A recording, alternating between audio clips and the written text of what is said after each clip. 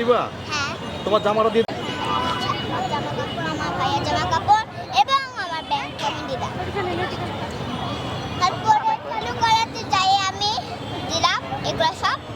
তারপরে আমি চালু করাতে যাই একটা কাকি করে গ্যালারিতে রেখে এসেছি। তারপরে আজকে হ্যান্ড ওভার হলো, এর জন্যে আজকে হ্যান্ড ওভার হওয়ার পরে একটা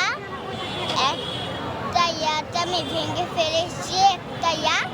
এটা ভাঙার পরে হয়ে গেল যে টাকাগুলো আমি বিক্রি করে ফেললাম। এইগুলো কেন দিলা এবং এখন কেমন লাগছে? ভালো লাগছে আমার। আর তুমি টাকাগুলো কাকে দিচ্ছ বলো তো? টাকাগুলো হ্যাঁ, গ্যালারির মানুষদেরকে, কার থেকে দিচ্ছ?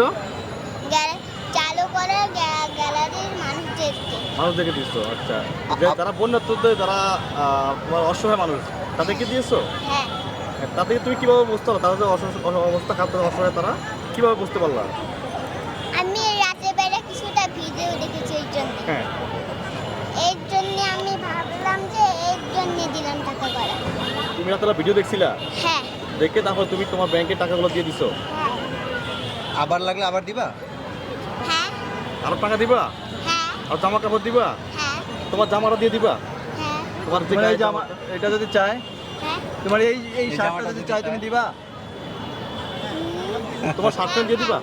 সব দিয়ে দিবা? হ্যাঁ। You are so cute. আর কি কি দিবা বলো তো? টাকা পয়সা দিবা আরো?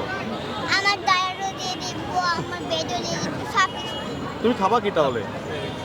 খাবো, বাইরে থেকে খাবো। তোমার বাবাই দিবে নাকি খাবার টাকা? ওকে ওকে, ঠিক আছে। যতটুকু